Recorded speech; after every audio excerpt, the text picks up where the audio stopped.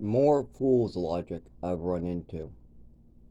So, don't ever make an assumption, because I see a lot of this in society where people make an assumption that they know something that they don't, and then they make a fool out of themselves, and I call that fool's logic. I've heard it from my father, mother, friends of the family, friends that I have, young people, old people, all over the place. A lot of young people haven't learned it yet, and that's always been the case. Kids are stupid, teenagers act crazy, and 20-year-olds are over ambitious and feel like they're indestructible. They also know nothing about some of the deeper levels of society yet. That's something where I vary. What they don't like about me is I get along with a lot of people my age's parents. And I guess it has to do with apparently, according to them, it has to do with my values, how I'm old school, how I do things in an old way, how I have respect, how I talk, how I don't use the phone. It just does everything about my personality normally. Um, the disabilities, once when explained, people go, ah, okay. It's only the doctors who go nuts over those, and that's because they're being informed by my mother and father. Anybody who just talks to me, they have no problem. Oh, that makes sense. Perfect. Oh, well, that sucks. And they see it all the time, every day. When I want something, like if I want to do something, I can't because of this. And these are things I want to do. Like there might be, let's say, this happened to me well, 8 years ago or so. Somebody was going to give me free marijuana that I trusted that owed me money, as well as on several occasions people owed me money. But it was cold outside, so I start walking and I fall down. The person is waiting for me, but I can't get moving. I can't get moving. It's just down the other block. Come on, get my legs, and I keep falling, seizing, and then I eventually end up in the emergency room or stuck there until somebody brings me back home. Well, I want that money. I mean, I want my money. I want money. Come on, there's money there for me that's owed to me, and all I have to do is walk another 100 feet. But shit happens. Okay, back to the fool's logic. Now, this fool's logic is about a paper hat. Now, I saw somebody with a fedora that was exactly the same as a paper hat fedora. Now, I've had this now for 9 years. I don't know how the hell it's still intact, but I had three of them. Two that were given to me, one that somebody gave me as a replacement for the other two. The reason is you cannot get a paper hat wet. Now, I told somebody that their hat might be a paper hat, and I had an exact copy, and that they're very common. But he goes, I would never wear a paper hat. You're stupid, he tells me. Oh, it's no such thing as a paper hat fedora. Yeah, that's for children, paper hats. Blah, blah, blah, blah, blah. Well, he's just an idiot with fool's logic once again, because he's describing it as a newspaper hat, like you folded up a hat out of newspaper and you gave it to your child. Well, if I was talking about a newspaper paper hat, you would be right. That would be stupid. But this is the hat I was talking about. That is a paper hat. Feels like cotton, seems like cotton, wears like cotton. Every part of it made in China, because I got this for $5. I'm a bargain shopper. Many years ago, too. Polyester, 65%, and the other part is paper. If I can get the.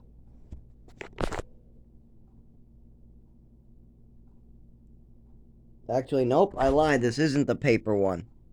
This is the polyester and the cotton one. I don't think says the paper on it. Okay, so. Oh, no, that's the inside lining. Oh, shit. Okay, that's just the inside lining. This part melts. See the outside of this right here? That melts because at least one of the three I had was made out of paper. It says it clearly on the tag. And it says, do not wash or get wet, right under the paper label. The reason why is when they use paper to make fabrics or hats like this, they melt kind of or warp when they're wet. So paper hats, paper fedora. I actually had three of the same design. They were given to me. The paper ones were given to me. This was, I think, the replacement. I thought it was the same, but maybe not. Even though that could just be the liner. Yeah, because that is a polyester liner for sure. Anyways, so the guy was thinking of a paper airplane hat, not a hat like this. So what's the problem here? Is it the problem is that I say I like his hat and just be careful not to get that wet because who knows, it could be paper. And the guy has not checked his tag. This is a friend of mine, by the way, so we're having a discussion about it. And I'm explaining how some fedoras bought at that Asian store melt. And he's telling me that he bought this fedora at that Asian store, the same place I bought my fedora at, and it's melting. My fedora melted in the rain. And I found out from the tags and from the store owner it's because it's made out of paper, the outside of it. So I'm telling him how it might be made out of paper, and I have a paper hat just like it, trying to be easy with him. And just like, hey, I have that same hat. I bought it at the Asian store. And you know what? You're not allowed to wash it because it's made out of paper. Did you know that? Stuff like that. And he goes, I wouldn't wear a paper hat. Yeah, you're talking about those paper little newspaper hats. I would never wear that. Why would you be wearing a paper hat? Who the hell wears a paper hat and think it looks good? Well, you are wearing a paper hat, by the way. I know it because you just told me you got that hat at that store.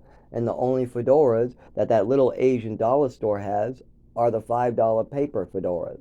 And that's where I got mine. But I don't want to make him look embarrassed that he has the cheapest fucking hat in town. So I'm just saying, hey, yeah, there really is such thing as a paper hat.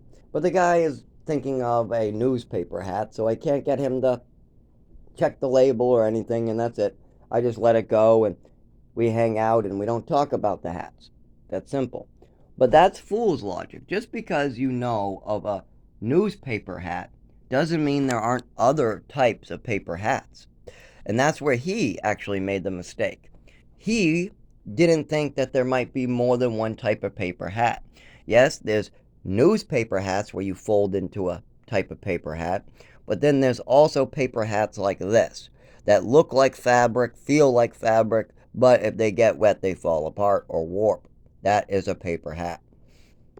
I'm pretty sure this is the paper hat too. It looks like I might have just cut off the label that was on the actual paper. What's this thing right here? This is definitely a polyester, silky, like plasticky material, so I think that's for the liner. But it might actually just be that the paper one's melted and this was the replacement, and the replacement's better than the $5 because a lot of fedoras are 10, $20 for just regular cheap cotton or something, but you can get a paper hat for dirt cheap. You can get a paper fedora or any paper hat that looks just as good as the cotton for dirt cheap, but you cannot wear it in the rain, is the trick. And as long as you understand materials, well, it's helpful. Like, for instance, when I go to one of those Salvation Army stores, one of the first things I look for is the country of origin. I love a lot of the Taiwan or the Bangkok, or there's also one that, oh, frick, the one that Bangladesh is one of my favorites. And then you look at the fabrics. What is it made out of? If you happen to get one of my favorite goat here, well, I also know what each word means. Like polyester is like a plastic. Nylon is a little different. It's like a stretchy plastic. Goat hair is what they call cashmere. So if you happen to find anything that says goat hair or cashmere, that's fantastic. Wool is from a sheep, that's sheep hair. So there's all different types of materials out there. One of my favorite is a cashmere mix. Even if I can get 17% cashmere with a cotton blend, that would be fantastic, especially at my 99 cents to $3 deal. But that's because I have an eye for fabrics. To a person going in the Salvation Army, a long sleeve collared button up shirt that's blue and another long sleeve button up collared shirt that's blue sitting side by side of the same size, they don't look any different to the average person. They're just sliding by, sliding by, sliding by. They must be the same. To me, I just look at the label and I say, oh, one's Bangladesh, one is China. Let's grab the Bangladesh one. Oh, oh, I see. It is wool. And this one from China is cotton. Okay, cotton and polyester. Oh, okay. Well, the wool would be nice, but I don't do wool.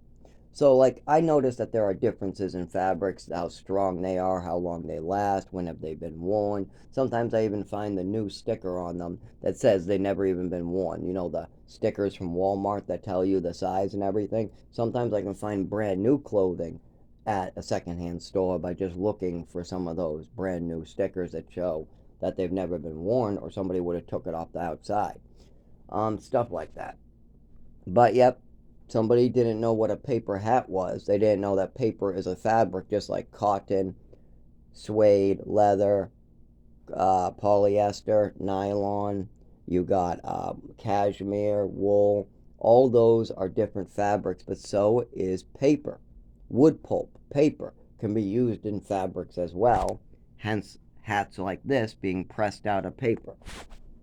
And he didn't know that, so when I tried to tell him that maybe his hat was paper, and I had a hat just like it made out of paper, because I didn't want to tell him he was cheap, I'm cheap. Yeah, I bought a $5 hat right at that Asian store, and believe it or not, it was made out of paper, and it melted on me. But see, he goes, ha ha ha, you had a fold-up newspaper hat and you paid $5 for it? No, no, it's not a fold-up newspaper hat, buddy. It's a hat like your fedora that you're wearing on your head. Well, I bought this at the same Asian store, but it's not made out of no paper. No, no, I know what paper feels and looks like. This is not paper. No, this is not paper. No, no, no, he tells me. Okay, I'm not going to argue with the guy. I tried. I tried to tell him that, hey, a rainstorm is coming in and you just bought a paper hat and I just ruined two of mine because I didn't know. I'm trying to give you a heads up that if you wear that hat in the rain, it will be ruined. That's what I was trying to do, is be helpful. But see, the guy was missing some information. I'm trying to give him the information, and he rather just try to make fun of me like I'm wearing some type of sailboat for a hat or something. And that's something common I find. When people don't understand what's going on, they love just picking on people. They're like, I don't understand what's going on with my hat, so I'm going to make fun of this kid who's trying to help me. Same thing with my father. Instead of trying to press charges, getting a lawyer, going on a rampage, going psycho like other people do, and because people who get crippled and poisoned and abused like I did for his whole childhood usually don't go up to their father with open arms and say, hey, I need you to please deal with all these crimes and shit your second wife did so I can move on and live my life. That's what I've done. But people usually don't do that because they're usually not nice like me. I have this weird habit of being too nice to people and letting them walk all over me, especially my family. Oh yes, you better believe it. And if they think otherwise, that's just them walking all over me again and making up stories. If they go, whoa, no, Zach was perfect, he got everything he ever wanted. Start with this question: did Zach get a proper education in New Mexico and Maine? Well, maybe, maybe not. We don't know. So you don't know if Zach really did get everything he wanted because he didn't even get an education. Okay, how about food? Did Zach always get food that was nutritious and would not get him sick? Well, of course he. Oh, wait, no. New Mexico, Maine, a bunch of places. No, maybe there was a couple breaks in there. But that wasn't my fault. That's just the people I put in charge. Well, okay. Well, let's go to the next one. Did Zach get the skills he needed to survive as an adult, like driving, health care, skills like that? Was he, did he get it? Was he healthy enough to drive a car? And did he have any health issues like losing weight, being very visibly sick? Maybe some weird sick days happening on Halloween. Was there any moving around? Was there any weird behaviors between your son and your wife? Oh, yeah, all those things. Did your son ever mention anything was going on with your wife? Like maybe she was hurting him, maybe she was giving him some pills she wasn't supposed to, maybe she was smacking him. Did your son ever say she was lying about him or making up stories about him? Were any of these things ever said to you? Well, yeah, but that was all some fantasy lies, is what my wife said. Of course, the woman who's lying is going to say the person telling the truth is the liar. Of course, that's going to happen. So questions like that would throw them off, and they would have to lie or just get mad and say, enough, I'm not talking to you. Stuff like that. So yeah, when people get confused, they start getting mad and they go off the rails. So I didn't want to confuse that guy about a damn paper hat. Plus, what the fuck do I care? Get your $5 hat fall apart. Happened to me twice. What do I care? So I didn't argue with the guy. I gave him a hint, told him my hat melted. You're wearing a paper hat. He didn't understand what I was talking about. He was thinking of like a newspaper hat. And he goes, that's silly, a newspaper hat. Oh, yeah, right. Yeah, of course it melted. Meanwhile, it's a fedora. This is what I'm talking to him about. But I'm not wearing one. Mine is destroyed. He just came out of the store that sold me mine, and a rainstorm is coming. So I'm just telling him, hey, I bought that same hat and it got destroyed because it's a paper hat. And then when he hears paper hat, he thinks of the newspaper, so he gets all confused. It's not worth my trouble with some stranger. But with my father, oh my God, in 25 years, I've brought up my illness and my disability over and over. And this is the weird part. I have real disabilities, but my father doesn't want me to get treatment or get better with those. But he's willing to spend every last dime he has on his wife's fantasies and all these made up disabilities that are just side effects of medications. Like, let's give him downers, and then when he's down, we'll tell the doctors he's depressed. Let's give him depressants, and when he gets depressed, we'll tell the doctors that he has depression. We'll give him a bunch of cocktail of drugs, and then when he has suicidal thoughts, what the paperwork clearly says could be a side effect, we'll just tell the doctor he's suicidal. That is fucked up. And then when he bumps into furniture, we'll say he's suicidal. And when he jumps into a pool, we'll call his doctor and say he's suicidal. And when he's sucking on his skin, we'll say he's suicidal. And when he shows us his swimming medal, we'll say he makes up stories, lies, steals, all the works. And when he tries to light a match and plays with matches, we'll tell him that he's purposely trying to burn the house down. And when he talks about an overdose at the doctor's office, we'll tell him it's just an allergy attack. And when they say he needs help with his coordination and start putting him in physical and speech therapy, we'll give him ballet. And when he needs an education, we'll go on a nice sales pitch. We'll start selling properties in Ogunquit. Our son needs to catch up on his education. He has 6 months to do so through summer, but we're going to use that time to homeschool him and sell properties. You can see how these things might be a better idea just to talk to your son when he's as forgiving as I am.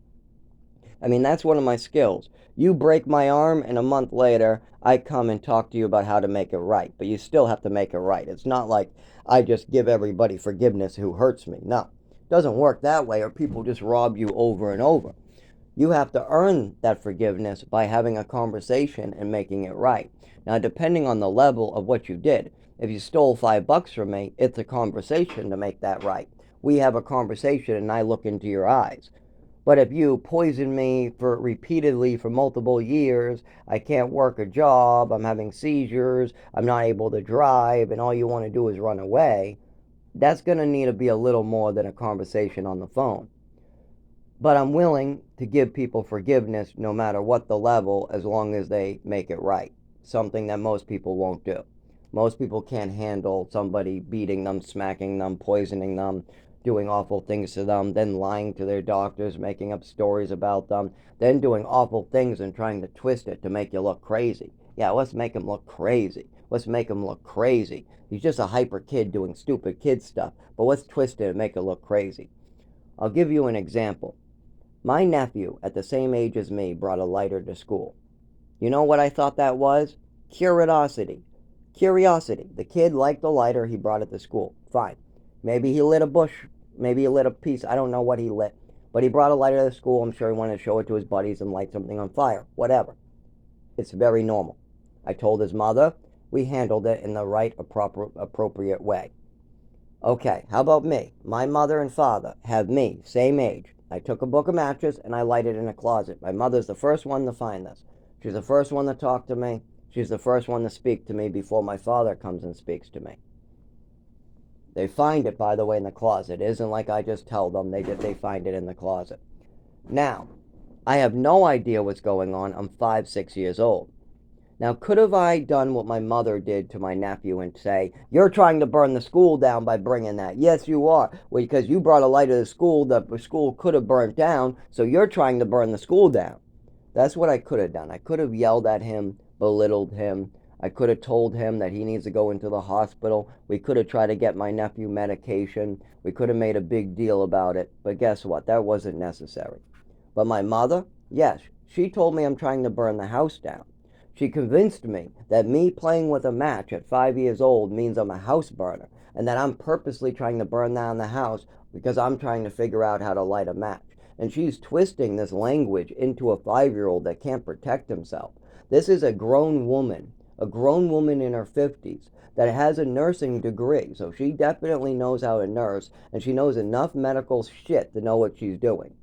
She has read the articles I have read from 1955, 1965, 1975, and these articles show what will happen if you do what my mother did, and it's awful. Stealing your son's swimming medals away and then making up fantasies about it, trying to convince your son that he's trying to burn down the house just because he lit a match, and then twisting this rhetoric all over the house, confusing your own son. You know, your son, you can get him to say Santa Claus exists if you want. You can get him to believe that Easter bunnies are out in the backyard. Some kid convinced me that there was a magic fairy that would come to my night if I just gave him a penny. I'm not even kidding. A kid told me if I gave him a penny that looked all shiny, a fairy would come and return it to me. I was like 5 years old. So yes, we believe these stupid things at 5. So when your mother tells you that you are burning down a house and that's what's going on, and I need to admit it no matter how many times I say no, no, no, no, my mother is drilling this into me, so I must not know what I'm talking about. Once again, it was up to the adults in the household to know what's going on. Just like when I was 18 years old, I was adult enough to know what to do when my nephew brought my lighter to school, and it was not act like my mother. See, I knew better. I knew if I did what my mother did to me, I wouldn't be allowed back in that house. Nobody likes my mother's behavior. See, except for my father.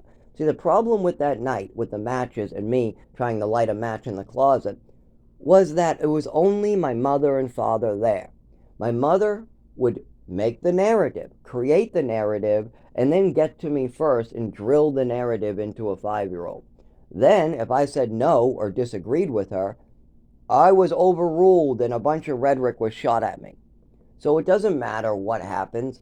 I'm a 5-year-old. I'm very easy to convince, and I'm supposed to be listening to my mother. So if my mother tells me I'm doing something, I don't have any other choice other than to say yes. If I say no and she gets mad, and I say no and she gets mad, and then I say yes and she stops, I must not know something because I am 5, 6 years old. If I'm sucking on my skin after an overdose because my body feels differently, and I'm speaking about an overdose at a doctor's office, but my mother calls it an allergy attack and then tells the doctor she doesn't remember what the meds were and then tells the doctor it's not important to look into, then that must be it. Because my mother says so. I am 5 to 7 years old. Santa Claus exists. The Easter Bunny's coming next week. I'm supposed to get dressed for school. And the little fireflies in the backyard are fairies. So, as far as I'm concerned, whatever my mother says is the God-given truth. But as I got older, when I became 18, and I had to deal with this happening to other children, I realized that I should be a good person, and I shouldn't try to confuse and fuck up a child's head. Instead, I should be very gentle and say, Javier, why did you bring this lighter to school? I don't know. I don't know why I did. You don't know why you brought this to school? No, I don't. Okay, well, this is what's going to happen. I'm going to tell your mother about this and she's going to hear about it. And I should warn you, I did the same thing at your age, and they held me down and injected me with needles and drugs. You don't want that to happen to you, do you? That can happen?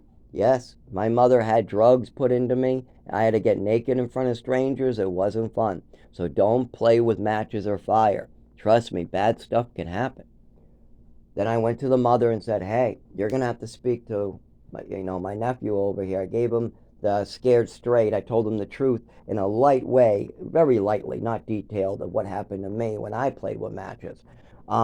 So I just wanted to talk to him about that, and I wanted you to talk to him about that because I didn't go into any detail. I didn't want to scare him or anything, so why don't you handle it?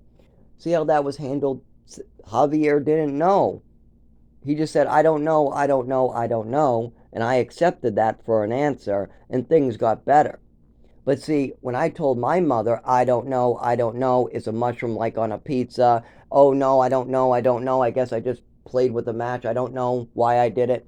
My mother goes, well, it's you burning down the house, you're crazy, you're going to hurt everybody, you're going to kill everybody, oh my God, I need a drink. So that's how my mother reacted. How did I react? How did Javier's mother react? Very well. Javier, Seth, Gabriella have the best parents they could possibly have. No matter how much bitching and moaning I've heard in the years, they don't know nothing compared to my mother. I would like to see my nephew or one of them spend one day in my shoes in my history where I could look at it like a TV, fast forward, rewind on a DVD player. Okay, let's put Seth on 2021 during May with my mother giving me medicine during an overdose. Or how about 2022 at the doctor's office? Or how about 2008 in the back room getting a metal ruler to the face? Or just pick any of these, any of them. Or New Mexico. Let's try the whole 18 months in New Mexico.